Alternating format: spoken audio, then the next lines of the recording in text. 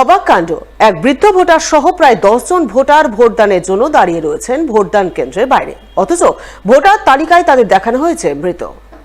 ফলে ভোট দিতে পারলেন না ওই ভোটাররা, জানিয়ে ক্ষোভে ফেটে পড়লেন ভোটাধিকার প্রয়োগ করা থেকে বঞ্চিত ভোটাররা। ভোট দিতে না পেরে নীরবে চোখের জল ফেললেন এক বৃদ্ধ ভোটার। মঙ্গলবার এমনটাই ছবি নজরে এলো মালদা শহর 21 নম্বর ওয়ার্ডের গয়েশপুর প্রাথমিক বিদ্যালয়ের 87 নম্বর বুথ এলাকায়।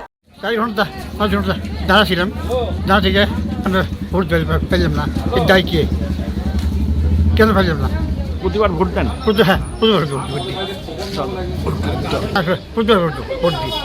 কতক্ষণ দাঁড়িয়েছিলেন? 4 ঘন্টা। তো সেক্ষেত্রে আপনি আজকে এবার যে ভোট দিতে পারলেন না, কি বলছে তারা? শাসক দল তৃণমূলের বিরুদ্ধে ষড়যন্ত্রের অভিযোগ তুলে সরব হলেন বিজেপি নেতা অমলান ভাদুরী। এটা হচ্ছে ইংলিশ বাজার বিধানসভার 89 পার্ট মানে অংশ। এখানে প্রায় 1000 খানিকের মতো ভোট আছে। তার মধ্যে আমরা ইতিমধ্যে দেখলাম 10 জন ভোটার কাউকে ডিলিট করা হয়েছে অথবা কাউকে মৃত দেখিয়ে দেওয়া হয়েছে, যাতে তারা ভোটটা না দিতে পারে। আমাদের যেটা সন্দেহ, এটা শাসক দলের কাজ। এখানে শাসক দল মনে করেছে এরা হয়তো বিরোধী, তাদেরকে ভোট দেবে না। এই কারণেই শাসক দল তার ভোটের যে মেকানিজম, যে অফিসিয়ালি যারা থাকে তাদেরকে ইনফ্লুয়েন্স করে এই জিনিসটা করেছে। গণতন্ত্রের উৎসবে সামিল হয়ে ঘটল শোকাবহ ঘটনা। ভোট দেওয়ার পর হঠাৎ করে অসুস্থ হয়ে মৃত্যু হলো এক ব্যক্তির। ঘটনাটি ঘটেছে মালদার মালতীপুর বিধানসভা চিলাপাড়া এলাকায়। জানা গেছে মৃত ব্যক্তির নাম শেখ দানেশ, বয়স 50 বছর। এদিন তিনি স্থানীয় ভোট গ্রহণ কেন্দ্রে ভোট দিতে যান এবং যথারীতি ভোটও দেন, কিন্তু ভোট গ্রহণ কেন্দ্রে বেরোনোর পর তিনি হঠাৎ করে অসুস্থ হয়ে মাটিতে লুটিয়ে পড়েন। পরিবারের লোকজনেরা তাকে তড়িঘড়ি হাসপাতালে নিয়ে যান, কিন্তু কর্তব্যরত চিকিৎসক মৃত বলে ঘোষণা করেন। স্বভাবতই পরিবারবর্গ কান্নায় ভেঙে পড়েন। শোকের ছায়া নেমে আসে গোটা এলাকায়। ভালো থাকার পরে শরীর খুব খারাপ লাগলো, ভোট দিয়ে এসে ওষুধ লাগলো। ওষুধ হওয়ার পরে আমরা ট্রিটমেন্ট করতে গেলাম হসপিটালে। যেতে যেতে বাস হার্ট স্ট্রোক। ভোট কি দিতে পেরেছেন? হ্যাঁ, ভোট দিয়েছি। আগে থেকে কি অসুস্থ ছিল? হ্যাঁ, আগে অসুস্থ ছিল। বয়স কেমন? বয়স কেমন? 50। এদিকে ভোটের ডিউটিতে নিযুক্ত এক বোলেরো গাড়ির ধাক্কায় গুরুতর আহত হলেন 3 কিশোরী। মঙ্গলবার এই ঘটনাকে ঘিরে ব্যাপক উত্তেজনা ছড়ালো মালদা শহরের রবীন্দ্র অ্যাভিনিউ এলাকায়। স্থানীয়রা জানান, ভোটের ডিউটিতে থাকা বোলেরো গাড়িটি প্রচন্ড গতিতে যাচ্ছিল। যাওয়ার সময় রবীন্দ্র অ্যাভিনিউ এলাকায় গাড়ি নিয়ন্ত্রণ হারিয়ে 3 কিশোরীকে ধাক্কা মারে।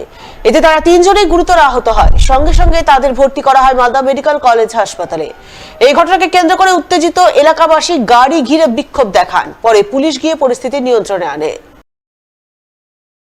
একটি সরকারি গাড়ি আমাদের ইলেকশনের যা দেখতে পাচ্ছি, ইলেকশন কুইক রেসপন্স টিমের সম্ভবত গাড়ি, বলতে পারছি না কি, সম্ভবত কুইক রেসপন্স টিমের গাড়ি একদম অবিচারে নির্বিচারে যেভাবে দুর্ঘটনা ঘটলো। 3টে বাচ্চা মেয়ে যারা রাস্তা পার হচ্ছিল, রাস্তার পাশ দিয়ে কিন্তু নির্বিচারে গাড়িটা চালালো এবং তারা প্রচণ্ডভাবে, যেহেতু আমরা চাক্ষুষ, আমরা প্রত্যক্ষদর্শী ছিলাম, অনেকেই ছিলাম আমরা, আমাদের এখানকারই লোকাল 3টে ছেলে মেয়েরা তাকে কুইক করে একটা গাড়ি দাঁড় করিয়ে আমরা মালদা সদর হসপিটালে পাঠিয়েছি। আমাদের বলার যে গাড়ির মালিক যে ছেলেটি চালাচ্ছে সে ড্রাইভার শুনেছি, তো একটাই বলার, মালিকের সাথে কথা বলে যা উপযুক্ত চিকিৎসার ব্যবস্থা করা, প্রশাসনিক যা ব্যবস্থা প্রশাসন নিতেই পারে, কিন্তু একটা সামাজিক মানবিকভাবে এই কাজটা করা দরকার বলে আমরা এই এলাকার মানুষ মনে করি। ভোটের আগের দিন রাতে মালদায় গঙ্গা নদীতে নৌকা ডুবির ঘটনায় মৃত্যু হলো 2 জনের। ঘটনাকে ঘিরে মঙ্গলবার শোকের ছায়া নেমে এলো কালিয়াচকের 16 মাইল এলাকায়। জানা গেছে, গঙ্গায় নৌকা ডুবিতে যে 2 জনের মৃত্যু হয়েছে তাদের মধ্যে একজনের নাম শেখ আকিমুদ্দিন ও অপরজনের নাম ফজলুর রহমান। তারা 2 জনেই কালিয়াচকের 16 মাইল এলাকার বাসিন্দা। সোমবার রাতে তারা ঝাড়খণ্ড থেকে নৌকায় চেপে মালদার কালিয়াচকের রাজনগর ঘাটে ফিরছিল, কিন্তু ফেরার সময় হঠাৎ করেই দমকা হাওয়া শুরু হয়। প্রচণ্ড বেগে বয়ে চলা সেই হাওয়াতে গঙ্গায় যাত্রী বোঝাই নৌকা ডুবে যায়। ঘটনার পর সমস্ত যাত্রীরা সাঁতরে পাড়ে উঠলেও সোমবার রাত থেকে আকিমুদ্দিন ও ফজলুল রহমান নিখোঁজ ছিল। তাদের কোনো হদিশ মিলছিল না।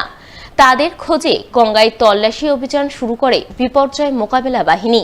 সেই তল্লাশি অভিযানে মঙ্গলবার দুপুর নাগাদ 2 জনেরই গঙ্গা থেকে নিথর দেহ উদ্ধার হয় বলে খবর। স্বভাবতই কান্নায় ভেঙে পড়েন মৃতদের পরিবারবর্গ। শোকের ছায়া নেমে আসে গোটা এলাকায়।